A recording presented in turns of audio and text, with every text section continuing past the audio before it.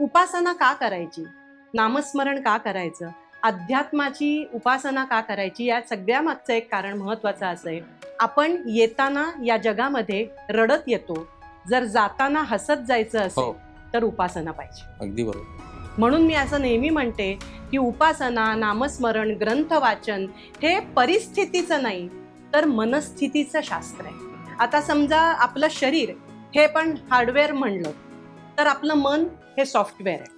तसं आपल्या मनात इतर सगळ्या परिस्थितींनी घुसलेला जो एक व्हायरस आहे, बरोबर. जो कुठलाही असू शकतो, वाईट विचारांचा असू शकतो, वाईट बुद्धीचा असू शकतो, किंवा नको ते बघतो आपण त्याचाही असू शकतो. तर अँटीव्हायरस म्हणजे ही आपली उपासना आहे. मंत्र म्हणजे काय? मंत्र छोटेच असतात, अल्पाक्षरच असतात, पण त्याच्यातनं जो कंटेंट आहे, त्यातनं जे मिळणारं आहे ते अतिशय मोठा त्याच्यामध्ये अर्थ असतो. या भक्ती संप्रदायामध्ये कुठेही कर्मकांड नाहीत, नवस नाही किंवा उपास तापास याचं कंपल्शन तुम्हाला केलेलं नाही, पण तरी सुद्धा भक्ती याच एका राज्यमार्गाने तुम्ही गेलात तर तुम्ही तिथपर्यंत भगवंतापर्यंत पोहोचू शकता. विठ्ठल या उपास्य दैवताच्या एका एकसंध छत्राखाली त्यांनी संपूर्ण समाजाला आणलं आणि फार सुंदर म्हटलंय, अहंकाराचा वारा न लागो राजसा, माझी या भाविका विष्णुदास.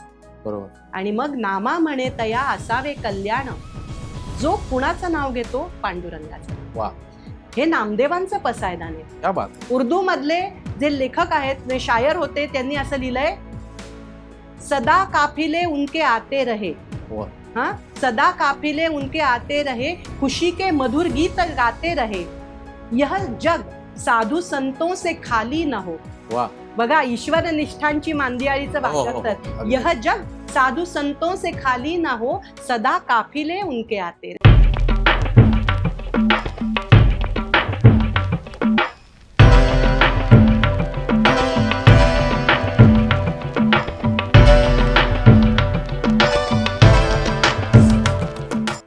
नमस्कार. अभिज टॉकच्या पॉडकास्टच्या आजच्या एपिसोडमध्ये आपल्या सर्वांचे सहर्ष स्वागत. आज आपल्याकडे संवाद साधण्यासाठी प्राध्यापिका सौ मुक्ता गरसोळे कुलकर्णी आलेले आहेत. एक ज्येष्ठ निरूपणकार, त्याचबरोबर संत वाङ्मयाच्या अभ्यासिका आणि संस्कृतमधनं संत वाङ्मयाचं त्यांचा मोठा अभ्यास आहे आणि ज्ञानेश्वरी आणि इतर सर्व प्रकारची स्तोत्र आणि बाकीच्या सर्व संत वाङ्मयाचा त्यांचा प्रचंड अभ्यास आहे. तर आज पसायदान आणि ज्ञानेश्वर महाराजांचं आपल्याला समाजासाठी जे काय उपलब्धी त्यांनी दिलेली आहे त्याच्याविषयी आपण त्यांच्याशी आज संवाद साधणार आहोत. तर सर्वप्रथम मुक्ताताई, तुमचं या एपिसोडमध्ये स्वागत आहे. नमस्कार. मला एक संत ज्ञानेश्वर महाराजांच्या विषयी बोलण्याच्या आधी एक विचारायचं असं आहे की सर्व प्रकारची स्तोत्र किंवा ग्रंथ किंवा संत वाङ्मय याचं आपण जो अभ्यास करतो त्याचं आजच्या दिवशी काय प्रयोजन आहे किंवा त्याचं आपल्या जीवनात काय महत्व आहे? अगदी खरंच हा प्रश्न खूप महत्वाचा आहे, कारण आजच्या काळामध्ये प्रत्येक गोष्टीला आपण उपयुक्तता या मूल्यावरच किंवा या निकषावरच पारखून घेत असतो. युटिलिटी व्हॅल्यू काय, बरोबर, हा आपल्या मनात प्रश्न असतो. अगदी बरोबर. प्रत्येक गोष्ट आपण काहीतरी मिळवण्यासाठी करतो, त्यामुळे त्याची युटिलिटी व्हॅल्यू बघणं हे आपल्याला महत्वाचं वाटतं. आणि त्याच दृष्टिकोनातनं आजचा काळ हा असा आहे की सगळीकडे हाच निकष लावायचा आहे. मग संत वाङ्मय, उपासना, स्तोत्र पठण, ग्रंथ वाचन या सगळ्या गोष्टी नेमक्या कशासाठी करायच्या, हा प्रश्न अगदी स्वाभाविकपणे आपल्या मनात येऊ शकतो, जसा तुमच्या तो मनात आला. मला एक अतिशय छोटीशी गोष्ट सुरुवातीला सांगायची आहे, ती म्हणजे उपासना का करायची, नामस्मरण का करायचं, अध्यात्माची उपासना का करायची, या सगळ्या मागचं एक कारण महत्वाचं असं आहे की आपण येताना या जगामध्ये रडत येतो, जर जाताना हसत जायचं असेल तर उपासना पाहिजे. अगदी बरोबर. म्हणून मी असं नेहमी म्हणते की उपासना, नामस्मरण, ग्रंथ वाचन हे परिस्थितीचं नाही तर मनस्थितीचं शास्त्र आहे. अगदी बरोबर. आपलं मन हे जर आपल्याला कंट्रोलमध्ये आणायचं असेल, नियंत्रणात आणायचं असेल तर त्यासाठी उपासना गरजेची आहे. आजच्या तरुण मुलांना त्यांच्या भाषेत सांगायचं असेल तर मी नेहमी असं सांगते की तुम्ही लॅपटॉप नेहमी वापरता.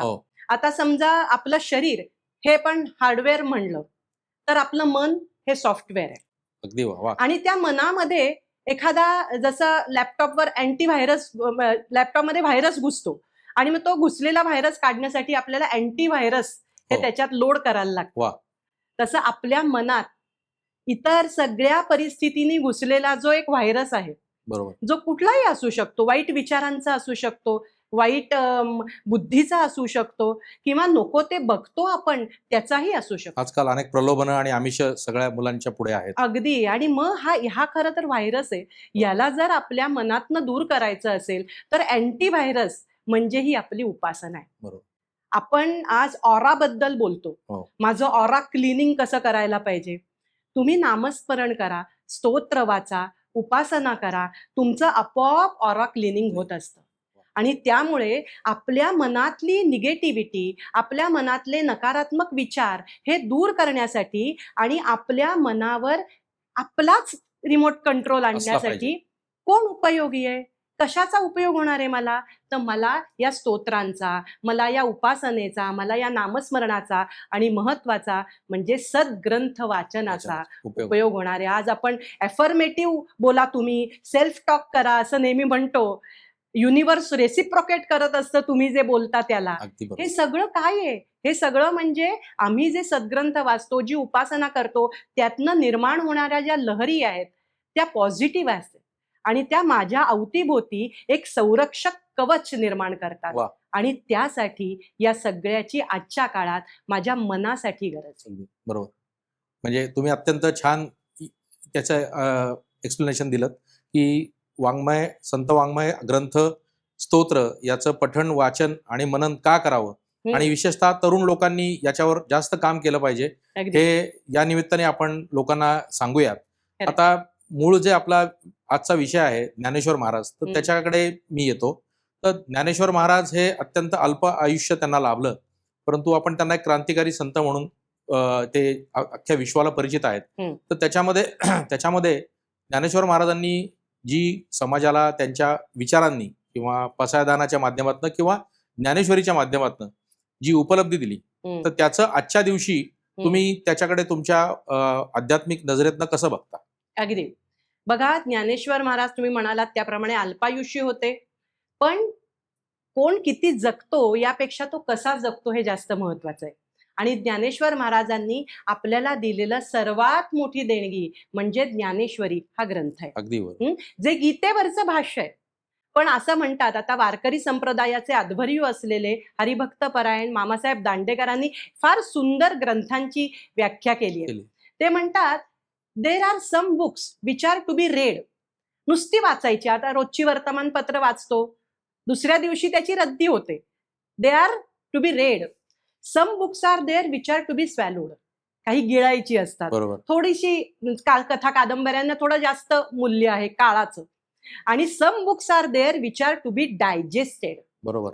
जी पचनी पाडून घ्यायला लागतात, जी हळूहळू आपल्या झिरपवत न्यावे लागतात, असे काही ग्रंथ आहेत. आणि त्यातला सर्वाधिक महत्वाचा ग्रंथ म्हणजे ज्ञानेश्वरी, जे गीतेवरचं भाष्य आहे. आणि गीतेमध्ये 700 श्लोक आले 18 अध्यायांमध्ये, तर ज्ञानेश्वरीमध्ये 9000 ओव्यांच्या रूपात ते आले. आणि ज्ञानेश्वरीचा शेवट म्हणजे पसायदान. आपण म्हणतो ना, एखाद्या देवळात आपण जेव्हा जातो, आता लाखो वारकरी आषाढी वारीला जातात पंढरपूरला. सगळ्या वारकऱ्यांना कुठे हो दर्शन होतं त्या विठ्ठलाचं. मग काय करतात ही लोक? हे कळसाचं दर्शन घेतात, नमस्कार करतात आणि जणू काही विठ्ठलाचं दर्शन झालं या समाधानात परत येतात. अगदी बरोबर. म्हणूनच सर्व ज्ञानेश्वरी तुम्हाला वाचणं शक्य नसेल, पठण करणं शक्य नसेल, तर 9 ओव्या पसायदानाच्या तुम्ही वाचल्यात तरी ते पुण्य तुम्हाला लाभणारे. पुण्यही लाभेल आणि खरोखर संपूर्ण ज्ञानेश्वरीचं सार ते त्या तुम्हाला त्यामध्ये मिळेल. खूपच छान. म्हणजे ज्ञानेश्वरी मधल्या 9 ओव्या जरी वाचल्या तरी माणसाला अध्यात्माच्या प्रगतीकडे नेण्यासाठी ते अत्यंत उपयुक्त आहे. म्हणूनच त्याला लघु ज्ञानेश्वरी म्हणतात. ज्ञानेश्वरीचा कळसाध्याय असं या 9 ओव्यांना म्हणतात. ज्यांना प्रोफेशनली करिअर करत असताना वेळ मिळत नाही, त्यांनी ज्ञानेश्वरीतले 9 अध्याय जरी वाचले अगदी आणि त्याचं जरी रेग्युलर पठण आणि मनन जरी केलं तरी त्यांना त्याच्यातला सर्व मतितार्थ समजून एक जीवन जगण्याच्या दृष्टिकोनात एक व्यापक दृष्टिकोन त्यांचा तयार होईल. असं तुम्हाला सुचवायचंय. तर ते लोकांसाठी अत्यंत छोटा पण एक मौलिक संदेश तुम्ही आज त्या निमित्ताने दिलाय.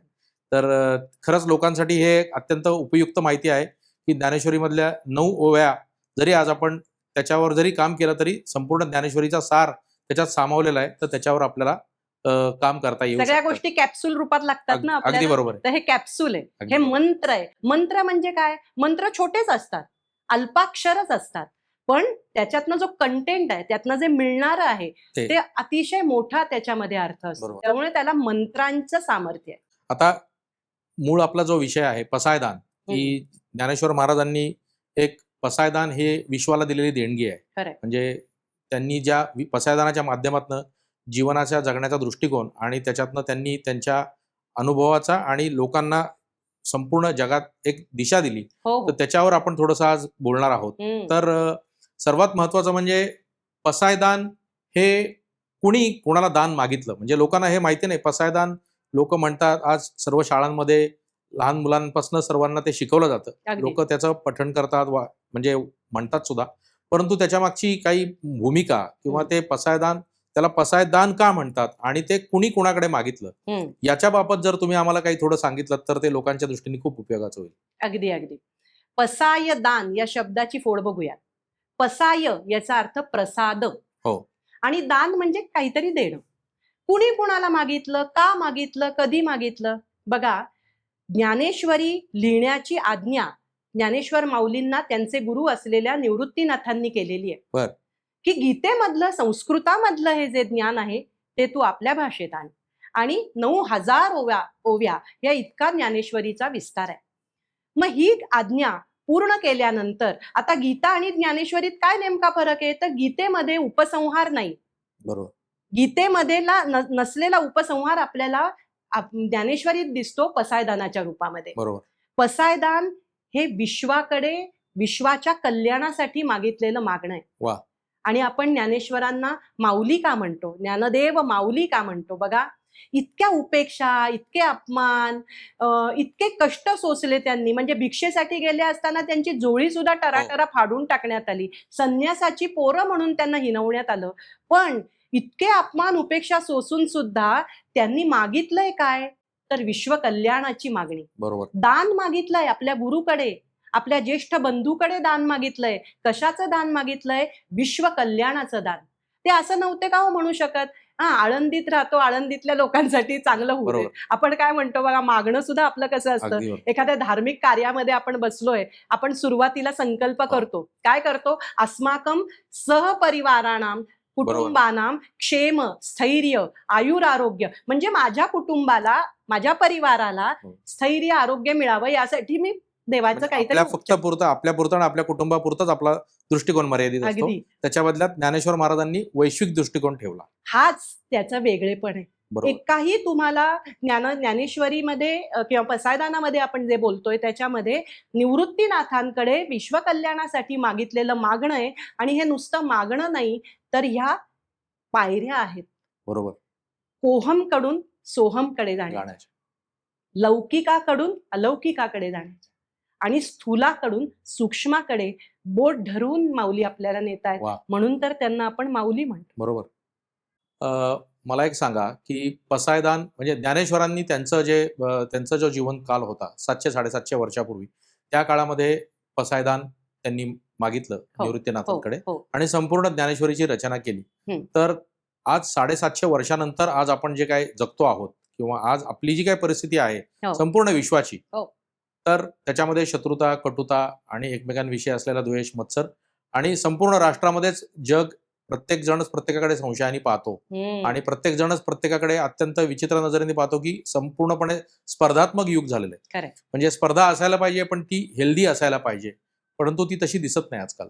तर त्या काळामध्ये ज्ञानेश्वरांना 700-750 वर्षापूर्वी भविष्याचा वेध घेत असताना त्यांनी जे मागणं केलं पसायदानाच्या मागणं, तर आजच्या दिवशी आपण याच्या युनिव्हर्सल व्हॅल्यूज कशा बघतो, म्हणजे काय आपण त्यातनं बोध घ्यायला पाहिजे. म्हणजे ज्ञानेश्वरांचं इतकं खरंच मोठेपण आहे की त्यांनी 750 वर्षापूर्वी आज जे काय परिस्थिती असणार आहे त्याचा त्यांना त्यावेळेला अंदाज आला आणि त्या माध्यमातून त्यांनी जगाला आजच्या परिस्थितीशी मिळतं जुळतं घेऊन काय तुम्हाला संदेश द्यायचा आहे तो ज्ञानेश्वरांनी त्या काळात दिला. बरोबर. तर हे त्यांचं खरंच मोठेपण आहे. तर त्याच्याविषयी आज त्यांची वैश्विक मूल्य काय आहेत, तर याच्याविषयी थोडं तुम्ही आम्हाला सांगितलं तर फार चांगलं होईल. अगदी.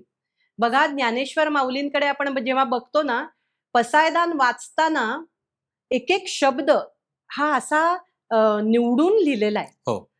एक सुद्धा शब्द रिप्लेस करता येणार नाही तुम्हाला त्याच्यात. बरोबर. तुम्हाला एक गंमत सांगू, शब्दांना स्वतःचं काही सामर्थ्य नाही. नसतं. तो शब्द उच्चारणारा कोण आहे याच्यावर त्या शब्दांचं सामर्थ्य अवलंबून वा. आहे. पसायदान हे काय इतकं प्रभावी आहे? कारण वाचे बरवे कवित्व, कवित्वी रसिकत्व, रसिकत्वी परतत्व स्पर्शू जैसा. वा. नुसते कवी नाहीयेत, त्याला परतत्वाचा स्पर्श आहे. कुणी लिहिलाय तो शब्द, कुणी उच्चारलाय तो शब्द, त्या माणसाचं सामर्थ्य त्या शब्दामागे असतं. आले पाहिजे. बरोबर. म्हणून तुम्ही जे म्हणलात ना की आज इतक्या वर्षांनंतर सुद्धा हे टिकून का राहिलं? आम्ही लिहिलं, हो. 4 ओळी रखडल्या, कुणी वाचणार नाही. नाही. आपलं ऐकलेलं, आपण जे काही बोलतो लिहितो त्याची किती मूल्य असणार आहे. पण इतकं वर्ष टिकणारं हे साहित्य, त्याला खऱ्या अर्थाने अक्षरधन म्हणू शकतो आपण. वा. क्षर म्हणजे नष्ट होणारं हो. आणि अक्षर म्हणजे कधीही ते नष्ट नष्ट होत होणार नाही. बरोबर. म्हणून त्याला सार्वकालिक, कोणत्याही काळात बघा, पसायदान इज ऍप्लिकेबल. बरोबर. का? कारण त्याच्यामध्ये कोणत्याही धर्माचा, पंथाचा, संप्रदायाचा, विशिष्ट भौगोलिक प्रदेशाचा उल्लेख आहे का? नाही. संपूर्ण एका विश्वासाठीच तरी ते आहे. ठिकाणी तुम्हाला धर्माचा उल्लेख दिसत नाही, पंथाचा उल्लेख दिसत नाही. अजिबात. याचा अर्थ संपूर्ण मानव जातीच्या कल्याणासाठीचा मागणं आहे. हो. असं किती ठिकाणी तुम्हाला दिसतं? कुठेच तुम्हाला हे दिसणार नाही नाही. दिसणार. म्हणून पसायदान हे सार्वकालिक आणि सार्वदेशिक आहे. बरोबर. 750 वर्षापूर्वी सुद्धा ते तितकंच ऍप्लिकेबल होतं आणि आजही ते, याचा अर्थ ते सार्वकालिक आहे. आहे. सार्वदेशिक म्हणजे कोणताही उल्लेख नाहीये देशाचा, धर्माचा, पंथाचा, म्हणून ते सार्वदेशिक आहे अगदी. असं आपल्याला म्हणायला लागतं. बघा, आपण नेहमी असं म्हणतो आम्ही ग्लोबल झालो. हो. More the means of communication, less we communicate, बरोबर. असं आपण म्हणतो. हो. आपण ग्लोबल झालो. आज आई वडील एका देशात राहतायत, मुलं दुसऱ्या, तिसऱ्या, असे अख्खी फॅमिली ग्लोबल झाली. हो. हे खरंच खूप चांगलं आहे. आहे. पण फिजिकली आपण ग्लोबल झालो असलो तरी विचारांनी, मनानी आहोत का हो आपण तेवढे ग्लोबल? नाही. आपण किती स्वतःचा विचार करतो, पण हे मागणं मात्र कुठेही स्वार्थासाठीचं नाही. अजिबात नाही. आणि म्हणून त्याला एक वैश्विक मूल्य आहे. बरोबर. कुठल्या एका जमातीसाठी नाही, म्हणून त्याला एक वैश्विक मूल्य आहे. आणि म्हणून ते कुठल्याही काळात, कुठल्याही देशात तितकंच जवळचं वाटतं आणि तितकंच ते ऍप्लिकेबल ऍप्लिकेबल आहे. खरंच म्हणजे ज्ञानेश्वर महाराजांनी 750 वर्षापूर्वी या दूरदृष्टीने आजच्या दिवशी काय परिस्थिती असू शकते आणि आज संपूर्ण जगात जे काही युद्धाचंही वातावरण आहे, प्रत्येक देश स्वतःच्या सीमा वाढवण्यासाठी, प्रत्येक राज्य स्वतःची वेगळी ओळख निर्माण करण्यासाठी, म्हणजे देशांतर्गत सुद्धा इतके प्रकारच्या स्पर्धा आहे की त्यासाठी हा अतिशय मौलिक संदेश आहे. खरंच आहे. तर ज्ञानेश्वर महाराजांसारखंच पसायदान हे अजून कुठल्या संतांनी वेगळ्या पद्धतीने कोणी मागितलं का? हो. किंवा त्याच्या संदर्भात आता पसायदान म्हणलं की ज्ञानेश्वर महाराजांचंच डोळ्यासमोर येतं आपल्या, कारण तेच आपल्याला प्रत्येकाला लहानपणापासून शिकायला वाचायला मिळालेलं आहे. बरोबर. तर आम्हाला हे सांगू शकाल का की तुमच्या अभ्यासातनं की अजून कुठल्या वेगळ्या संतांनी पसायदान या विषयावर काम केलेलं आहे? आणि दुसरा एक त्यालाच लागून विचारतो एक प्रश्न की पसायदान हे अजून कुठल्या वेगळ्या भाषांमध्ये पण आहे का? कारण हे मराठी, ज्ञानेश्वर महाराज हे मराठी भूमीतले मराठी संत आणि अत्यंत जिव्हाळ्याचे आणि प्रेमाचा विषय आहे. खरंय. तर आणि त्याच्यात एक महत्वाचा विषय असा आहे की आज तरुण पिढी जी ग्लोबली IT सेक्टर आणि बाकीच्या इंडस्ट्रियलायझेशनच्या जमान्यामध्ये इतकी वैश्विक झालेली आहे, तर आज या काळात सुद्धा लोकांना आता ज्ञानेश्वरीचा ओढा आता वाढलेला आहे. बरोबर. म्हणजे आता तरुण मुलांमध्ये ज्ञानेश्वरीचा अभ्यास आणि ज्ञानेश्वरी शिकण्याची जी उत्सुकता आणि ओढ निर्माण झाली, तर ती बघता इतर कुठल्या संतांनी पण त्याच्यावर असं काही काम केलंय का की बाबा पसायदान हा विषय जो काय मोठा मुद्दा आहे, तर त्याच्यावर दुसऱ्या कुठल्या संतांनी काम केलंय का? आणि त्याच्यावर इतर कुठल्या भाषेमध्ये, वेगळ्या भाषांमधल्या लोकांना पण हा संदेश जर आपल्याला द्यायचा असेल तर त्याच्या संदर्भात काही उपलब्धता आपल्याकडे आहे का? अगदी खूप महत्वाचं आहे. कारण ज्ञानदेवांना आपण ज्ञानदेवे रचिला पाया असं म्हणतो. हो. वारकरी संप्रदायाचा आपण जेव्हा विचार करतो तेव्हा ज्ञानदेवांनी वारकरी संप्रदायाचा पाया रचला असं आपण म्हणतो. आणि ज्ञानदेवांच्या आधी विठ्ठल हे दैवत होतं, श्री विठ्ठल हे दैवत होतं. ज्ञानदेवांच्या आधी सुद्धा वारी चालू होती. पण एक गोष्ट लक्षात घ्या, त्यांना आपण क्रांतिकारी संत म्हणतो. हो. का म्हणतो? कारण ज्ञानदेवांनी त्या काळातली जी काही माणसं होती, व्यक्ती होत्या, त्या व्यक्तिमत्वांमध्ये एक प्रकारचा विस्कटलेपणा आला होता. बरोबर. जाखाई, जोखाई, सटवाई हे तर होतेच. परत शैव वैष्णव संप्रदाय होते. कुणी कर्मकांडांचा पुरस्कार करणारे होते, कुणी बळी द्या, नवस करा याचा पुरस्कार करणारे. या सगळ्या उपासना पद्धती या विखुरल्या गेल्या होत्या आणि त्यामुळे समाज मन विखुरलं गेलं होतं. हो. सामान्य माणूस असा भरकटला होता. नेमकं काय करू? कशा पद्धतीने मला देवापर्यंत पोचता येईल? नेमका माझ्या उपासनेचा मार्ग कुठला असला पाहिजे? त्या काळामध्ये कर्मकांड आणि त्याच्या अनुषंगाने आलेली बाकीची जी काय जी अनेक गोष्टी होत्या, गोष्टी त्याच्या म्हणजे सर्वसामान्य माणसांना देवापर्यंत पोहोचण्यासाठी अनेक अडचणी होत्या. आणि मुळात म्हणजे त्यांच्या मनात तो गोंधळ माजला होता की मी नक्की कोणत्या मार्गाने जाऊ. बरोबर. ज्ञानदेवा आपण नेहमी माऊली म्हणतो, माऊली कशी पंखाखाली घेते हो, सर्वांना. अगदी. त्यामुळे माऊलींनी काय केलं, विठ्ठल भक्तीचा एक राजमार्ग आपल्याला खुला करून दिला. बघा, या भक्ती संप्रदायामध्ये कुठेही कर्मकांड नाहीत, नवस नाही किंवा उपास तापास याचं कंपल्शन तुम्हाला केलेलं नाही. पण तरी सुद्धा भक्ती याच एका राज्यमार्गाने तुम्ही गेलात तर तुम्ही तिथपर्यंत भगवंतापर्यंत पोहोचू शकता. हो. विठ्ठल या उपास्य दैवताच्या एका एकसंध छत्राखाली त्यांनी संपूर्ण समाजाला आणलं. वा.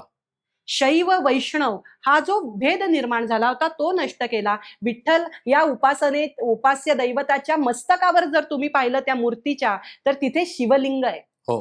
म्हणजे विठ्ठल हा कृष्णाचा अवतार, अगदी. वैष्णव आपण हो. पण त्याच्या मस्तकावर असलेलं शिवलिंग दाखवतं की शैव आणि वैष्णव यांच्यात भेद नसला पाहिजे, एकच आहे. अभेद असला पाहिजे. बरोबर. त्यामुळे ते क्रांतिकारी आहेत. बरं, ही परंपरा ज्ञानदेवांनी सुरू केली.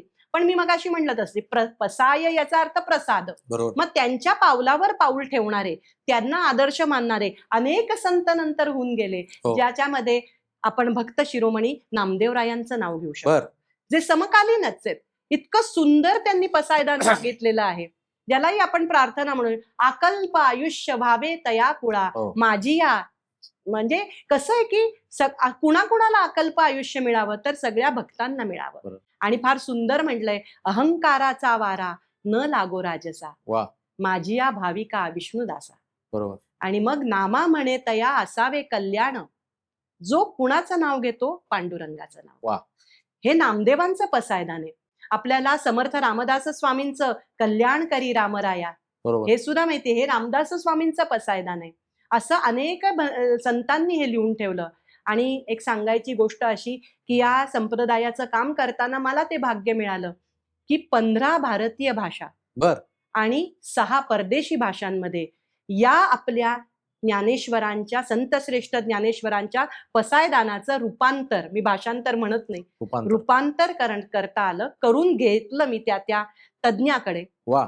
माझे वडील आणि आमचा हा एकत्रित उपक्रम होता. बर. आणि बहुभाषिक पसायदान बर. या नावाने 21 भाषांमधलं पसायदान उपलब्ध आहे. वा. म्हणजे आपण नेहमी म्हणतो नवीन पिढीला काय, सगळ्याची भाषांतर उपलब्ध आहेत. तुम्ही तिथपर्यंत पोहोचताय का?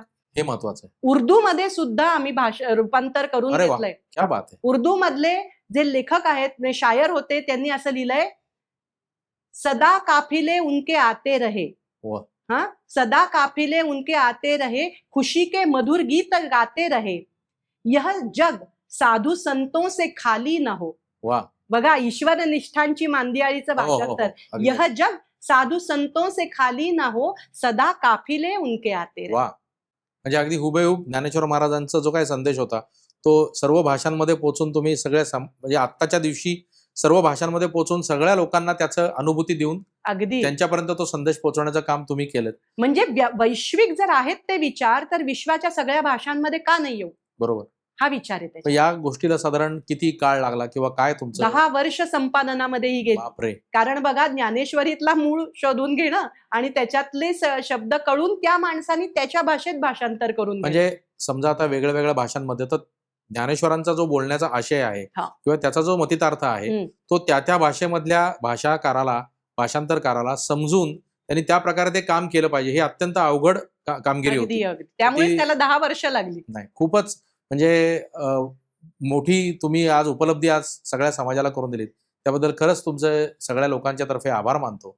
आणि या माध्यमातून ज्ञानेश्वरांचा जो काय ज्ञानाचा प्रसार आहे आणि प्रचार आहे तो संपूर्ण भारतवर्षामध्ये आज तुम्ही करू शकलात या माध्यमातून, हे खरंच कौतुकास्पद आहे. आता ज्ञानेश्वर महाराज म्हटलं की पसायदान हे आलंच, तर त्यातल्या काही काही ज्या काही गोष्टी आहेत, की काही वाक्य आहेत, काही शब्द आहेत, तर त्याच्या बाबतीत मला कायम कुतूहल असं वाटत असतं की बाबा की आता मैत्र हा शब्द त्याच्यामध्ये आलेला आहे की मैत्री, मैत्र, म्हणजे ज्ञानेश्वर महाराजांना नेमकं या माध्यमातून काय अपेक्षित होतं, म्हणजे हा स्पेसिफिक हा शब्द का वापरला गेला, तर त्या काळामध्ये मैत्र या शब्दाचा ज्ञानेश्वर महाराजांनी त्याच्यामध्ये समावेश केला आणि त्याचा नेमका मतितार्थ काय आणि त्याचं तुम्ही काय विश्लेषण कराल, तर त्याचं जरा संदर्भात माहिती दिली तर बरं होईल. चालेल ना. बघा ना, की मी मगासपासून मला सांगायचं तेच आहे की या सगळ्याचा आजच्या काळामध्ये खूप रिलेव्हन्स आहे. आज मला माझ्या जीवनामध्ये ते वापरता येण्यासारखे सगळे ग्रंथ आणि सगळी काव्य आहेत असं म्हणायला हरकत नाही. म्हणून परत एकदा मला ते वाक्य आठवतं, वारकरी संप्रदायाचे आध्वर्यू असलेले मामासाहेब दांडेकर म्हणायचे की ज्ञानेश्वरी, तुकाराम गाथा हे ग्रंथ चोथा झालेल्या पेन्शनरांसाठी नसून बघा आता इथे पेन्शनर किंवा म्हातार वयातल्या लोकांचा अपमान करण्याचा उद्देश नाही, पण कुणी वाचले पाहिजेत, तर ज्ञानेश्वरी, तुकाराम गाथेसारखे जे ग्रंथ आहेत ते चोथा झालेल्या पेन्शनरांसाठी नसून ज्यांचं रक्त सळसळतंय अशा तरुणांसाठी. बरोबर. आज तुम्ही वाचा, तरुण वयात वाचा. आता करून करून भागल्यान देव पूजेला लागले, आता घरी सून विचारत नाही म्हणून सासूबाई देवळात वाती वळता वळता ज्ञानेश्वरी ऐकतात, तेव्हा काय उपयोग आहे? तुमचा हातपाय चालणार नाहीये, तुमचं मन चालणार नाही, तुमची बुद्धी चालणार नाही. जेव्हा तुमचे हातपाय आणि बुद्धी चालणार आहे तेव्हाच ज्ञानेश्वरी वाचली, तेव्हाच पसायदान तुम्ही आचरणात आणलं पाहिजे आणि तिथे तो मैत्र शब्द येतो. आज बघा आपण सर्वजण सोशल मीडिया, फेसबुक, ट्विटर याच्यावर अगदी ऍक्टिव्ह असतो आणि तिथे आपल्याला खूप फ्रेंड्स असतात, किती फॉलोअर्स आहेत, किती व्ह्युअर्स आहेत हे आपण कायम बघत असतो. पण बघा मैत्री आणि मैत्र, मग ज्ञानेश्वर महाराजांना मैत्री शब्द नव्हता का वापरताय, का त्यांनी मैत्र वापरला? हो, त्याच्या मागचंच कारण आम्हाला याच्या मागे कारण एक आहे की मैत्रीमध्ये मैत्र नसतं, पण मैत्रमध्ये मैत्री असते. वा, काय फरक आहे? हजारो फॉलोअर्स असलेले, हजारो व्ह्युअर्स असलेले तुम्ही जेव्हा तुमच्या घरातली एखादी जवळची व्यक्ती आयसीयू मध्ये ऍडमिट आहे आणि विमनस्क अवस्थेत तुम्ही आयसीयूच्या बाहेर बसलेला आहात, अशा वेळेला खांद्यावर हात ठेवून ती फक्त डोळ्यांनी म्हणते की मी तुझ्या बरोबर आहे. बरोबर.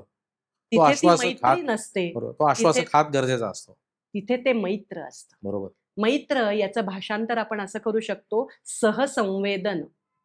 एकमेकांना मनानी जाणून घेणं, एकमेकांची स्पंदनं जाणणं, एकमेकांच्या भावना शब्दा वाचून जाणणं, याला आपण सहसंवेदन म्हणतो. बरोबर. आणि म्हणून समाजाचं चित्र असं ज्ञानेश्वर माऊलींनी उभं केलं की असा मला आदर्श समाज हवा आहे. कसा? की जे भूता परस्परे पडो मैत्र जीवांचे. हे मैत्र जडलं पाहिजे आम्हाला. एकमेकांनुसे नुसती मैत्री नाही, मग मागे जाऊन मी त्याच्याबद्दल काहीतरी वाईट बोलणार आहे असं नको. आम्ही एकमेकांशी कनेक्ट झालो पाहिजे मनानी. बरोबर. म्हणून हृदये ये हृदयीचे ते हृदयी घातले, हृदया हृदय एक झाले. बरोबर. बघा कोरोनाचा जेव्हा तो काळा कालखंड होता तेव्हा कुठे कुठे जगभरात लोक मरत होती आणि तो सगळ्यांना ते काय त्रास होत होता, हे सगळं बघून माझं हृदय का धडधडत होतं, मला का वाईट वाटत होतं? कारण हे सहसंवेदन आहे. बरोबर. असं एका कवीनी म्हटलंय, ज्ञानी याचा वा तुकयाचा तोच माझा वंश आहे, माझी या रक्तात काही ईश्वराचा अंश आहे. क्या बात. या ईश्वराच्या अंशाला एकमेकांशी कनेक्ट करणं म्हणजे सहसंवेदन. बरोबर. म्हणजे ती कॉस्मिक एनर्जी आहेच, पण प्रत्येकाच्या शरीरामध्ये एक इंडिव्हिज्युअल एनर्जी आहे. बरोबर आहे. ती एकमेकांशी कनेक्ट करणं हेच तर खरं जीवनाचं महत्व आहे. आपण खूप गोष्टी एकमेकांना कम्युनिकेट करण्यासाठी वापरतो, पण आपण मनाने आणि विचारांनी एकमेकांशी कनेक्टेड नसतो, एकमेकांच्या संपर्कात नसतो, जोडलेलं नसतो. आणि म्हणून त्या अर्थी मैत्र हा शब्द त्यांना अपेक्षित आहे. अशा पद्धतीचं मैत्र हे समाजातल्या सर्व लोकांच्या मनात निर्माण व्हावं, असे एक आदर्श समाजाचं चित्र ज्ञानदेव माऊली आपल्या समोर उभं करतात. आणि ते उभं नाही केलंय फक्त, ते आचरणात आणण्यासाठी उभं केलंय. तसं घडणं त्यांना अपेक्षित आहे आणि तसा वर ते निवृत्तीनाथांकडे मागतायत. आता लक्षात घ्या, पहिली ओवी काय आहे? आता विश्वात्मके देवे येणे वाग्यज्ञ तोषावे. हा वाग्यज्ञ आहे. हो. वाघयज्ञ म्हणजे काय, आता तुम्ही बघा पुत्रकामेष्टी यज्ञ असतो, अश्वमेध यज्ञ असतो, राजसूय यज्ञ असतो. कशासाठी केले जातात? काहीतरी त्याच्या मागे माझा स्वार्थ आहे, पुत्र व्हावा म्हणून वैयक्तिक पुत्रकाम. मागणीसाठी Yes. ते केलेले आहे. सत्तेचा हे व्हावा, राज्याचा विस्तार व्हावा यासाठी केले. पण ज्ञानेश्वरांचा हा वाणीचा यज्ञ आहे. काय सुंदर शब्द आहे, वा. वाघ यज्ञ. बरं या बरं यज्ञामध्ये काय टाकतो आपण? काहीतरी समिधा टाकतो. हो. काय समिधा टाकल्यात? शब्द. वा, क्या बात. बरे शब्द टाकल्यावर जळून नाही गेलेत, ते सोन्यासारखे लखलखून वर आलेत आणि बरोबर. त्याचं शब्द ब्रह्म झालंय. वा वा. या वाणीच्या यज्ञातनं बाहेर आलेलं जे शब्द ब्रह्म आहे ते पसायदान आहे. आणि म्हणून त्या पसायदानाला एक आदर्श समाजाचं वर्णन किंवा चित्र उभं करणारं एक आदर्श, आपण ज्याला आराध्य गीत म्हणू शकतो. वा. कुणालाही वाटावं की पसायदान हे माझ्या संस्थेचं ब्रीदवाक्य असावं, हो. कुणालाही वाटावं पसायदान हे माझ्या जीवनाचं ध्येय असावं, असं ते आहे. म्हणून त्याचं मैत्र या शब्दाचं वेगळं आहे. थोडक्यात म्हणजे अगदी सोप्या शब्दात सांगायचं झालं तर नजरेतनं समोरच्याला काय अपेक्षित आहे अगदी. किंवा त्याच्यावर काय कोसळलंय ते समजून घेऊन मदतीचा हात पुढे करणारा, अनपेक्षित म्हणजे अपेक्षा नसताना सुद्धा समोरच्याकडनं आपोआप त्याच्याबद्दल एक मदतीचा हात दिला जाणं, याला आपण मैत्र म्हणू शकतो. अगदी, म्हणजे प्रत्येक वेळेला खऱ्या मित्राला सांगून माझ्याकडे ही अडचण आहे बाबा, तू मदत करतोस का, आणि एक नजरेतनच आपण ओळखून घेऊ शकतो की बाबा या मित्राच्या नजरेत काहीतरी तो अडचणीत आहे, विवंचनेत आहे हे दिसतंय, हो. तर त्यांनी मदत मागण्याच्या आधीच मदतीचा हात पुढे करणारा जो आहे अगदी तोच मैत्र खरा कुणातही असू असू शकतं. अगदी. मित्रांमध्येही नाही, अगदी बरोबर. कुठल्याही कुठल्याही वयोगटात वयोगटात. असू शकतं, कुठल्याही स्त्री पुरुषांमध्ये असू शकतो, वयोगटाचं बंधन बरोबर. नाही. माणुसकीचं नातं त्यातनं जपलं गेलं अगदी. पाहिजे आणि हेच ज्ञानेश्वर महाराजांना वैश्विक दृष्ट्या अपेक्षित होतं असं हे साधारण कळतंय. आता ज्ञानेश्वरीमध्ये आणि पसायदानामध्ये जे काही वाक्य आहेत किंवा जे काही त्यांनी मांडलेलं आहे त्याच्यामध्ये अनेक वाक्य ही अशी की ती अस्वस्थ करून जातात, बरं. त्याचा अर्थ कळत नाही. परंतु असं आता जो जे वांछिल तो ते लाभो, म्हणजे थोडक्यात प्रत्येकाला जो जे वांछिल तो ते लाभो, म्हणजे मला जे हवंय ते मला मिळायला पाहिजे. हे प्रत्येकाच्या इच्छा या वेगळ्या असतील, प्रत्येकाच्या अपेक्षा वेगळ्या असतील, तर ते ज्ञानेश्वर महाराजांच्या नजरेत हे कसं शक्य होतं की बाबा हे सगळं जो जे वांछिल तो ते लाभो, म्हणजे मला जी इच्छा होईल ते मला प्राप्त होईल, हे ज्ञानेश्वर महाराजांनी त्याच्यामध्ये अधोरेखित केलं. तर हे कसं काय, म्हणजे याचं काय विश्लेषण आहे? अगदी बरोबर आहे ही शंका येणं, कारण प्रत्येकाची वांछा वेगळी आहे, प्रत्येकाची इच्छा वेगळी आहे. अगदी सोपं उदाहरण द्यायचं तर तुम्हाला 3 BHK चा फ्लॅट हवाय, मला बंगला हवाय, माझी इच्छा बंगल्याची आहे. एखाद्या बाईला निळ्या रंगाची साडी हवी, एखादीला लाल रंगाची. प्रत्येकाची इच्छा वेगळी आहे, हो की नाही? मग ह्या सगळ्या इच्छा पूर्ण एकाच वेळेला कशा होतील? जो जे वांछिल तो ते लाहो. आता बघा साधं उदाहरण आहे, शेतकऱ्याला पाऊस हवा असतो, पण शहरात बसलेल्या आपल्यासारख्या व्यक्तींना पाऊस म्हणजे ट्रॅफिक, पाऊस म्हणजे रस्ते तुंबणं, आणि पाऊस म्हणजे रेनकोट, चिखल, नको रे बाबा पाऊस. मग जो जे वांछिल तो ते लाहो हे ज्ञानदेव महाराजांचं मागणं अति औदार्याचं आहे का हो?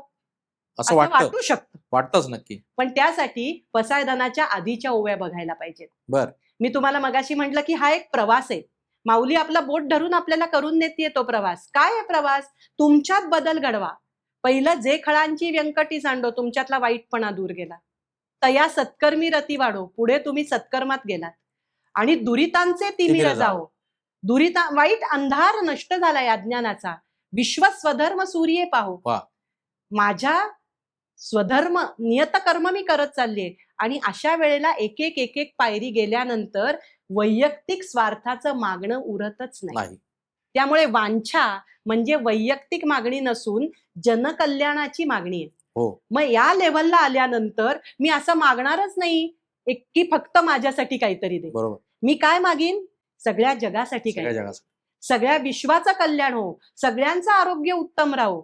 आणि म्हणून त्यावेळेला वरवर बघता आपल्याला जो जे वांछिल तो ते लाहो हे अति औदार्याचं वाटलं तरी सुद्धा या एक पायऱ्या चढत गेल्या असल्या तर तिथे आपण आल्यावर अशा एका पातळीवर आपण येऊन पोचलोय की हा जीवनमुक्त मानवतावादी जो संत श्रेष्ठ ज्ञानेश्वर माऊली आहेत आपल्याला अशा पातळीवर घेऊन आलेत की आता तुझा वैयक्तिक इच्छा, वैयक्तिक स्वार्थ उरलाच नाही. बरोबर. म्हणजे वैश्विक दृष्टिकोन थोडक्यात ज्ञानेश्वर महाराजांनी तो आपल्याला सांगितलं. अगदी अगदी. आता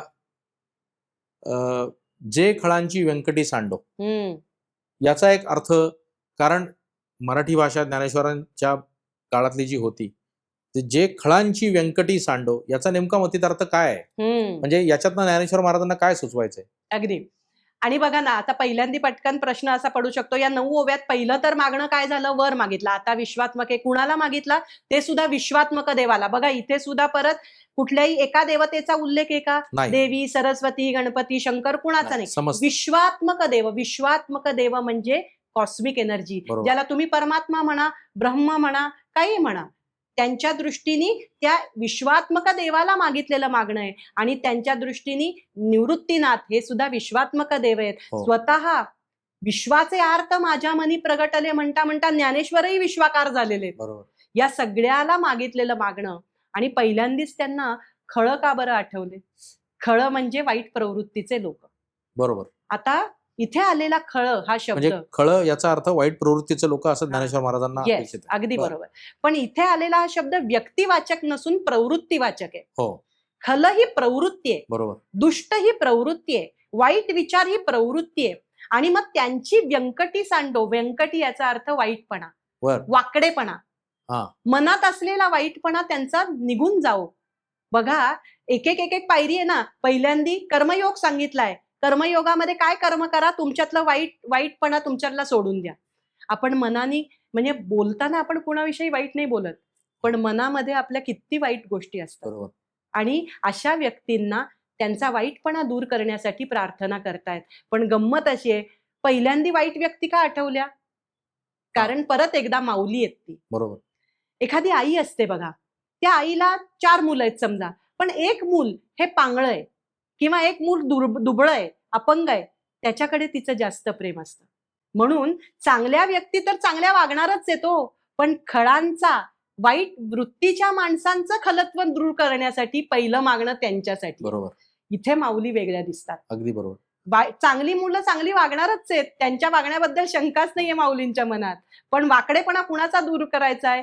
त्या खल प्रवृत्तीच्या लोकांचा. थोडक्यात जी चुकीची प्रवृत्ती आहे किंवा जी प्रवृत्ती समाजाला घातक आहे, अशा प्रवृत्तीवर ज्ञानेश्वर महाराजांनी भाष्य केलंय आणि त्या पद्धतीने त्यांना आणि प्रवृत्तीवर केलंय, व्यक्तीवर नाही. म्हणजे मला तेच त्याला गोळ्या घालून ठार करायचं नाहीये. त्या प्रवृत्तीला बंद करायचंय किंवा त्या प्रवृत्तीवर मात करून माणसाला सच्छीलतेकडे नेण्याचं ज्ञानेश्वर महाराजांचा तो उद्देश होता. आणि आजच्या काळात ही किती गरज आहे. अगदी बरोबर. जिथे माणूस माणसाचा माणूस पण विसरलाय, तिथे आज हे गरजेचं आहे. आणि पुढे ते म्हणतात, तया सत्कर्मी रती वाढो. रती रुजोपानी म्हटलं. रती म्हणजे प्रेम. सत्कर्मामध्ये, चांगल्या कामामध्ये माझं प्रेम रुजो असं नाही म्हटलं, वाढो म्हटलंय. वाढो म्हटलंय. कारण रुजलेलं आहेच होते, ते वाढलं पाहिजे. माझ्या मनात चांगला अंश आहेच, मी ईश्वराचाच अंश आहे. पण संस्कार, परिस्थिती हे बदलत आहेत. धूळ बसते माझ्या मनावर, माझ्या बुद्धीवर. ती वाईट विचारांची धूळ फक्त बाजूला करायची आहे. बरोबर. म्हणजे माणसाला त्याच्या मूळ प्रवृत्ती, जे जन्माला आलेला असतो तेव्हा माणूस निरागस असतो आणि त्याच्याकडे कुठल्याही प्रकारचं द्वेष, मोह, मत्सर नसतं.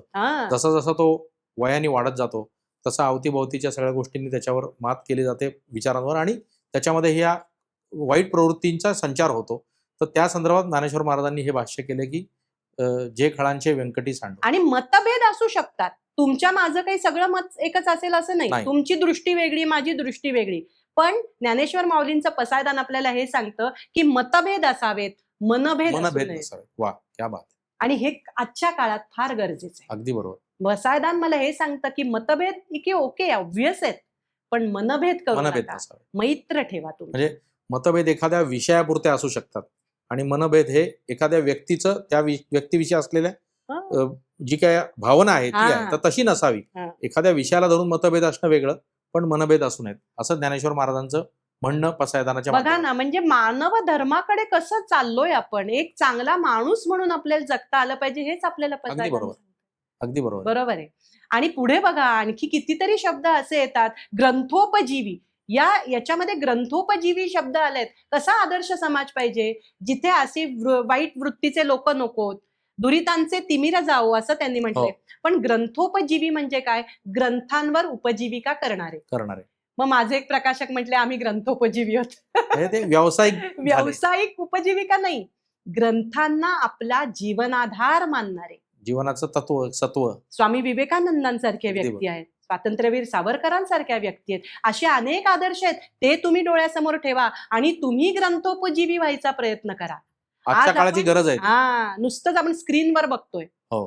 पण पुस्तकं वाचली पाहिजेत आणि ते सुद्धा सद्ग्रंथांचं वाचन केलं हो. पाहिजे. कुठली तरी नको ती पुस्तकं वाचण्यात काय अर्थ नाही. मला असं वाटतं की मराठी भाषा ही त्या मानाने इतकी समृद्ध आहे की त्याच्यामध्ये जी ग्रंथ निर्मिती किंवा जे काय कोश निर्मिती किंवा हो, जे विपुल साहित्य संपदा उपलब्ध आहे ती माझ्या मते इतर कुठल्या भाषेमध्ये एवढ्या मुबलक प्रमाणात नसावी. तर एवढा आपल्याला आपल्या पूर्वजांनी संतांनी संचित करून ठेवलेलं आहे, तर त्याचा लाभ या वयातल्या लोकांनी तरुण पिढीने घेतला पाहिजे. बरोबर. म्हणजे वाचनाने माणसाच्या प्रवृत्तीवर आणि एकंदरीत विचारांवर प्रभाव पडू शकतो आणि त्याच्या वागण्यामध्ये नकळतपणे सुधारणा होऊ शकते. म्हणजे कुप्रवृत्तींवर सत्प्रवृत्तींच्या माध्यमातून तो जाऊ शकतो.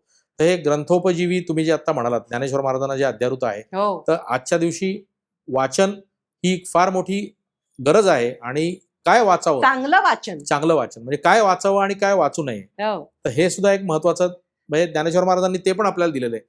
ग्रंथोपजीवी या शब्दाच्या माध्यमातून खरंय. आजच्या दिवशी हा अत्यंत योग्य असा संदेश आहे या पिढीला, म्हणजे तरुण पिढीला, की बाबा वाचन हे न चुकता केलं पाहिजे आणि काय वाचलं पाहिजे. काय? हे एक महत्वाचा विषय त्यातनं आहे. अगदी अगदी महत्वाचं आहे. मग शेवटी आपण म्हणतो ना, वर्क आणि स्मार्ट वर्क, तसे रीडिंग आणि स्मार्ट रीडिंग, काय वाचलं पाहिजे हे गरजेचं आहे. माझे गुरुजी स्वामी गोविंददेव गिरीजी महाराज हे नेहमी असं म्हणतात की भक्ती म्हणजे काय. आपण नेहमी असं, आता ते तर म्हणतात तुम्ही जेव्हा तरुणांपुढे बोलता तेव्हा तरुण मुलांना समजेल अशा वयात बोला, बरोबर. अशा भाषेत बोला. मग भाषा तर आम्हाला सांगायला लागतं. भक्ती म्हणजे काय, तर भक्ती म्हणजे nothing but it is just to get connected. बरोबर. कुणाशी कनेक्शन? माझं त्या कॉस्मिक एनर्जीशी कनेक्शन पाहिजे. म्हणजे श्रद्धास्थानाशी थोडं. बस. तुमचा मोबाईल डिस्चार्ज झाला की तुम्ही सकाळ संध्याकाळ जसं कनेक्ट करता चार्जरशी, हो. तसं तुमचा हा देह, तुमचं मन, तुमची बुद्धी याला सुद्धा कुठेतरी एक मरगळ येणार आहे. आणि ती मरगळ दूर करण्यासाठी तुम्हाला भक्ती केली पाहिजे, तुम्हाला उपासना केली पाहिजे. ती कोणासाठी आहे? It's a continuous process for self betterment. बरोबर. Bhakti is a continuous process for self betterment. तुमच्यात फरक पडत जातो त्यांनी. आणि म्हणून ज्ञानेश्वर महाराज पूर्ण सुखी, सर्व सुखी, हो. त्यांना पूर्ण आणि सर्व हे शब्द फार आवडतात. हो. सकल हा सकल. शब्द त्यांना आवडतो. जसं रामदास स्वामींना नेटका हा शब्द आवडतो. हो. त्यांच्या साहित्यामध्ये अनेक वेळा नेटका हा शब्द येतो. बर. तसं ज्ञानेश्वर माऊलींना पूर्ण सकल सुख हा शब्द आवडतो. आणि त्यांना म्हणून सर्व सुख. सर्व सुख म्हणजे काय, तर सर्व सुख म्हणजे बघा, कुठलाही माणूस अध्यात्म करायचं तर माझे सगळे व्यवहार पूर्ण झाल्याशिवाय कुणी अध्यात्माकडे खरं. वळत नाही. पहिलं पोट. पहिलं पोट. त्यामुळे ज्या अर्थी मी प्रपंचामध्ये पडलीये त्या अर्थी प्रपंच मला नीट केला पाहिजे की नाही. अगदी बरोबर आहे. ज्ञानेश्वर महाराज या कोणताही आध्यात्मिक ग्रंथ आपल्याला असं सांगत नाही कर्तव्यापासून दूर पळा आणि अध्यात्म करा, हिमालयात जाऊन बसा आणि अध्यात्म करा. कुणी आपल्याला असं सांगत नाही. प्रत्येक जण, ज्ञानेश्वर माऊली तर काय सांगतात, कर्मे इशू भजावा. वा. कामातच ईश्वराला बघा. बरोबर. Work is worship. हे काय आहे मग वेगळं? अजिबात. म्हणून सर्व सुख असं जेव्हा ते म्हणतात तेव्हा भौतिक सुख मला हवीच आहेत ना. चांगली नोकरी हवी आहे, चांगलं कुटुंब हवंय, चांगलं घर हवंय राहायला, अगदी बरोबर. पण तिथे थांबायचं नाहीये. सर्व सुखांचा आगरू बाप रखुमा देवीवर. बरोबर. शेवटी या भौतिक सुखांकडनं कुठेतरी मला माझ्या पारमार्थिक सुखाकडे जायचंय, माझ्या आत्मसुखाकडे जायचंय. आणि त्याला आपण सर्व सुख किंवा त्याला आपण पूर्ण सुख असं म्हणतो. तिथपर्यंत जायचा हा प्रवास आपल्याला माऊलींच्या बरोबर करायचा आहे, हे लक्षात घ्या. आणि त्यामुळे जेव्हा आपण असं म्हणतो की मला पसायदान हे फक्त वाचण्यापुरतंच आहे का, पठणापुरतंच आहे का, नाही, ते माझ्या आचरण्यासाठी आहे. ते मला हात धरून घेऊन जातायत. तुमची सायकोलॉजी पण ज्ञानेश्वर महाराजांना चांगली कळली. बरोबर. म्हणजे दैनंदिन जीवनामध्ये आपलं वर्तन कसं असलं पाहिजे, आपल्या वर्तनामुळे म्हणजे काम हे फक्त लौकिक अर्थाने काम असं नाही, पण तुमच्या व्यवहारामध्ये देवभक्ती आणि देवपूजा आणि देवासमोर नुसतं बसून राहण्यापेक्षा तुम्ही तुमचं वर्तन असं ठेवा की त्या माध्यमातून इतरांना त्रास होणार नाही, अगदी झालीच तर मदत होईल. आणि अगदी. व्यवहार असा ठेवा की ज्याच्यातनं कोणाची फसवणूक होणार नाही आणि तो सच्छीलतेने सरळ मार्गाने केलेला व्यवहार असला पाहिजे, पारदर्शी आणि प्रामाणिकपणे. म्हणजे काम हे ज्ञानेश्वर महाराजांना असं अपेक्षित नाही की फक्त काम केलं म्हणजे काम, तर त्याच्या मागची जी त्यांची भूमिका आहे, विश्वास, प्रामाणिकपणा आणि एक परमार्थ, तर हे ज्ञानेश्वर महाराजांनी त्या काळामध्ये 750 वर्षापूर्वी आपल्याला मोठा संदेश बघा ना, आता तुम्ही जे काही एकदा काम करता, तुम्ही समजा व्यावसायिक आहात, तुम्ही जे काम करा, ज्ञानेश्वर महाराज काय म्हणतात, तया सर्वात्मका ईश्वरा स्वकर्म कुसुमांची वीरा, हो. पूजा केली हो अपारा तोषा लागी. वा, क्या बात आहे. आपण फुलं अर्पण करतो, मग मी 600 रुपयाचा हार घेतो का 1000 रुपयांचा हार अर्पण करतो, ते म्हणतात काही नको, तुम्ही कोणती माळ अर्पण करा, स्वकर्म कुसुम अर्पण करा. वाव. कुसुम म्हणजे फुल. तुमच्या उत्तम कामाची, तुमच्या उत्तम कर्मांची फुलं त्याच्या पायाशी अर्पण करा.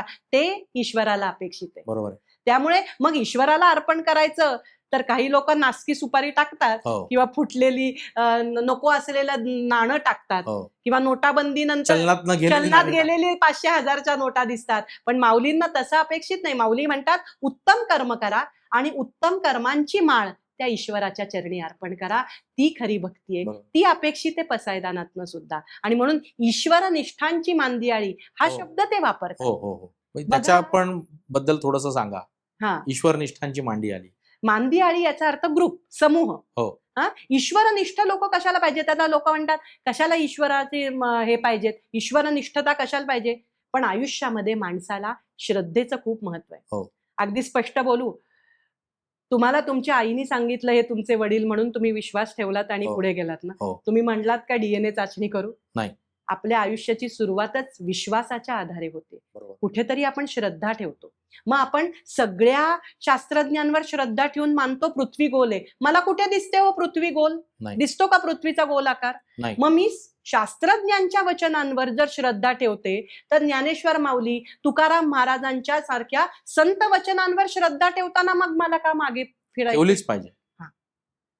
मग तिथे मात्र माझी श्रद्धा, मग मी अगदी म्हणणार हा मी कट्टर बुद्धिवादी आहे, मी फारच हे डोळस हे आहे. अरे बरोबर आहे, तू बुद्धिवादी आहेस, अगदी बरोबर आहे, बुद्धी प्रामाण्यवादी आहेस, अगदी बरोबर आहे. पण कुणाची बुद्धी प्रमाण मानायची? बरोबर. माऊलींची मानायची, जगद्गुरु तुकाराम महाराजांची मानायची, अगदी बरोबर. समर्थ रामदास स्वामींची मानायची. तुझी नाही मानायची. नाही. तुझ्या बुद्धीला काय प्रमाण आहे? नाहीच आहे. हिमालयाची उंची मोजायची आहे, तू पर्वती एवढा तरी उंच आहेस का आधी? नाही. तुझी उंची काय बघ आणि मग म्हण मी बुद्धी प्रामाण्यवादी आणि बरोबर. बुद्धीच्या निकषावर सगळं तासून घेतो. बरोबर. त्यामुळे ईश्वरनिष्ठांची मांदियाळी किंवा श्रद्धा असणं, सश्रद्धा लोक जगामध्ये असणं, हे आदर्श समाजाचं लक्षण आहे. लक्षण म्हणजे पसायदानाच्या माध्यमातून प्रत्येक वाक्य आणि त्यातला शब्द जो आहे त्याच्यामध्ये इतकं गूढ मतितार्थ ज्ञानेश्वर अगदी. महाराजांनी सांगितलेलं आहे की त्याचं एक एक शब्दाचं आणि एक एक वाक्याचं सुद्धा एक एक दिवस विवेचन जरी केलं तरी त्याचा वेळ कमी पडेल आणि त्याच्यावर इतकं सखोल चर्चा आणि विश्लेषण होऊ आणि शकतं. तरी ते दशांगुळे उरेलच परत. उरेलच. आपल्याला पूर्णपणे कधीच ते सांगता येणार करता येणार नाही. पसायदानामध्ये विश्वस्व धर्म सूर्य पाहो असं जे म्हटलेलं आहे तर त्याचा नेमका अर्थ काय आहे की ज्ञानेश्वर महाराजांना त्याच्यातनं काय अपेक्षित आहे आणि सूर्याची उपमा त्याला दिलेली आहे आणि ते वाक्य हे कायम असं काय म्हणतो आपण शंकेचा किडा किंवा असं जे असतं ते त्या पद्धतीने त्याच्या काय मतितार्थ असू शकतो अगदी अगदी. ते जरा सांगितलं तर बरं होईल. बघा, आपल्याकडे स्वधर्म या विषयाला खूप महत्व आहे बरं का. आपण कधीही आपला एकटं नसतो. आपण नेहमी एक व्यक्तिवाद हा प्रश्न आपल्याकडे नाहीच आहे कधी. व्यक्तिवाद किंवा व्यक्ती स्वातंत्र्य यापेक्षाही मी व्यक्ती म्हणून जरी असले तरी मी एका कुटुंबाचा घटक आहे. एक कुटुंब एका समाजाचा घटक आहे, एक समाज एका राष्ट्राचा घटक आहे आणि एक राष्ट्र पूर्ण जगाचा घटक आहे. वा. ते एवढ्या व्यापक कल्पनेने आम्ही विचार करतो प्रत्येक वेळेला. आणि त्यामुळे काय होतंय, व्यष्टी, समष्टी, सृष्टी आणि परमेष्टी अशा 4 लेव्हल्सवर मी विचार करते. आपल्या परंपरेने अशा 4 लेव्हलवर विचार कर. व्यष्टी म्हणजे वैयक्तिक पातळीवर, समष्टी म्हणजे सोसायटीच्या समाजाच्या पातळीवर, सृष्टी म्हणजे निसर्ग हा सुद्धा माझ्यामध्ये आहेच ना, माझ्या संपूर्ण एक महत्वाचा घटक आहे, आणि परमेष्टी म्हणजे परमात्मा. वा. या 4 पातळ्यांवरचा विश्वास आहे. विश्वास आहे, विचार आहे. आणि म्हणून जेव्हा मी विश्व स्वधर्म सूर्य पाहू असं म्हणते तेव्हा स्वधर्म म्हणजे माझं स्वकर्म, बर, माझं नियत कर्म. मी इथे मी या जगात आले तेव्हा, प्रपंचात आले तेव्हा काहीतरी कर्तव्य कर्म करण्यासाठीच आलेली आहे.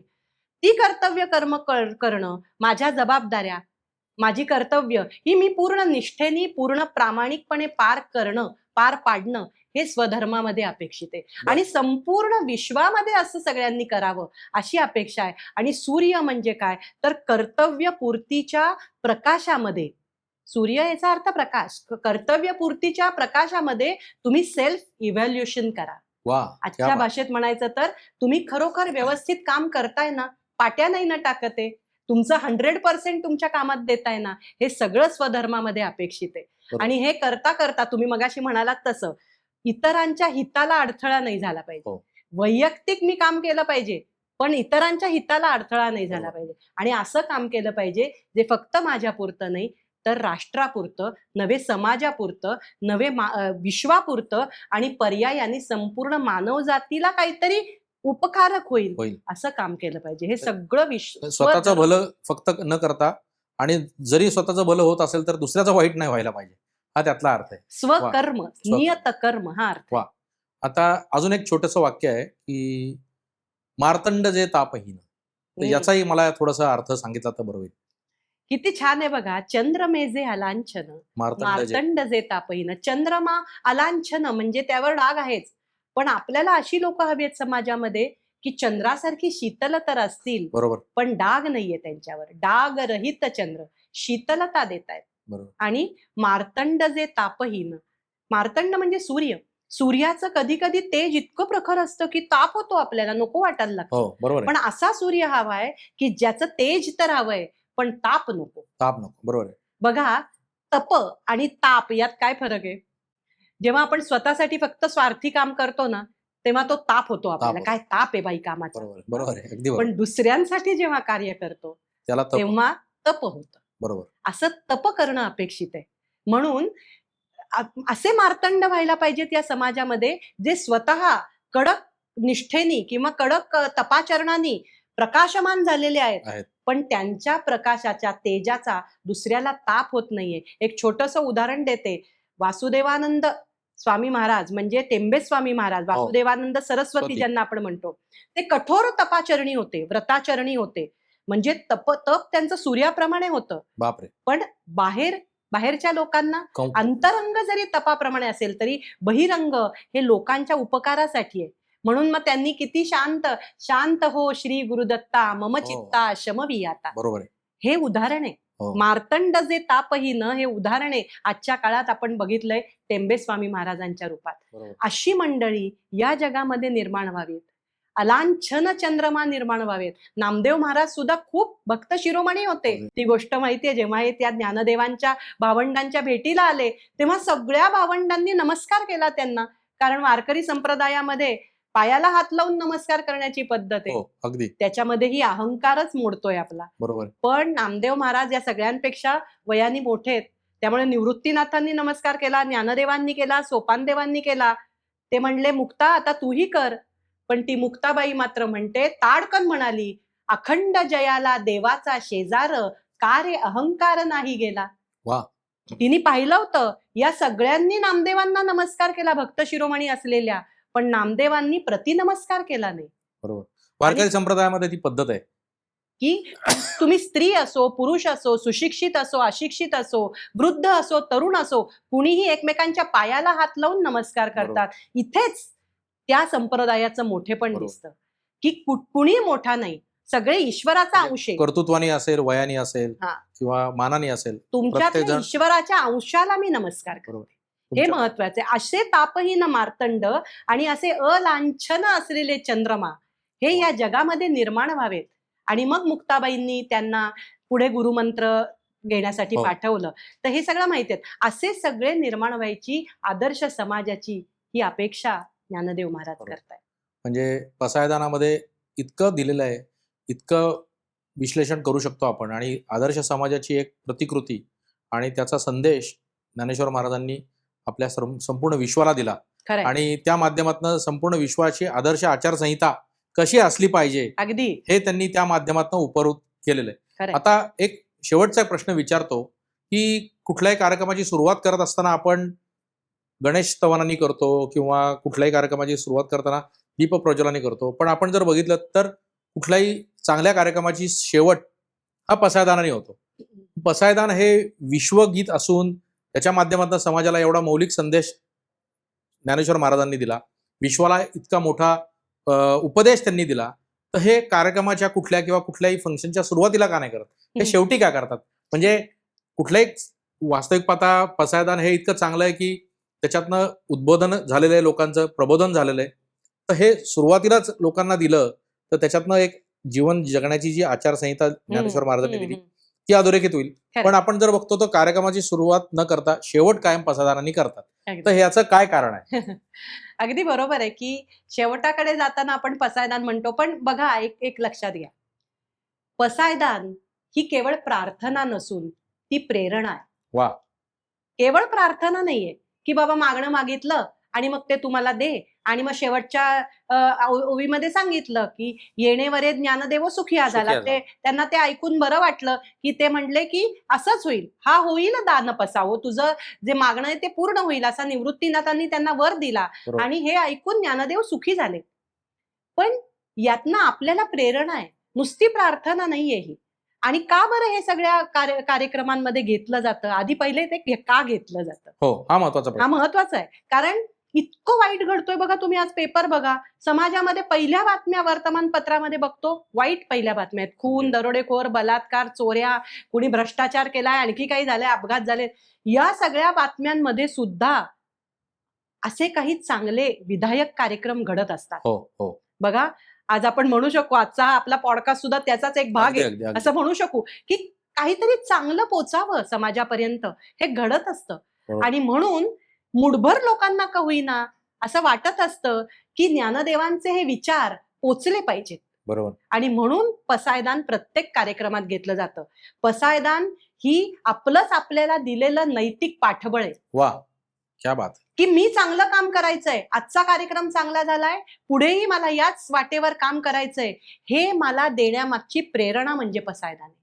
हे मला करण्यामागचं नैतिक पाठबळ म्हणजे पसायदान आहे. म्हणून मी जेव्हा कार्यक्रमामध्ये आपण म्हणतो ना पसायदान घेतलं जातं, हो. तर त्या मुठभर सत्शील चांगलं काम करणाऱ्या लोकांची ती मनोभूमिका आहे की आम्ही चांगलं काम करतोय, कितीही प्रतिकूल परिस्थिती आली तरी आम्ही आमचं काम करणं सोडणार नाही. मार्ग सोडणार नाही. हे ते स्वतःला आश्वासन देत आहेत. आणि म्हणून पसायदान घेतलं जातं. हो. आणि शेवटी का घेतलं जातं? खरं तर ते कधी घेण्यासारखं आहे. अगदी अगदी. एकतर पसायदाना मला जे संगीत दिलं गेलं ते थोडंसं भैरवी सदृश हो हो. रागामध्ये असल्या कारणाने ते शेवट घेतलं जातं. आणि परत एकदा तोच मुद्दा येतो की शेवटी घेऊन नव्याची आशा. सुरुवात. आत्ताचा कार्यक्रम तर संपला, पण नव्या कार्यक्रमाची, उत्तम विचाराची, उत्कट कार्यक्रमांची मला आशा आहे. बरोबर. तसं काम मला करायचंय हे आश्वासन मला देते, म्हणून ते शेवटी घेतलं जातं. बरोबर. तिथे आपण कार्यक्रम थांबवतो. हो. आणि म्हणून मला असं वाटतं की ज्ञानेश्वरीतलं हे पसायदान हे केवळ आपल्यासाठी काय म्हणतो आपण की नुसतं वाचनासाठी, पठणासाठी नाहीये, तर आपण भारत स्वतंत्र झाला आणि राजकीय लोकशाही तर आपण गेली अनेक वर्ष हो अनुभवतोय. हो. पण खरं सांगू अभिजितजी, आपल्याला खऱ्या अर्थाने स्पिरिच्युअल डेमोक्रेसी आणायची असेल, आणायचं असेल.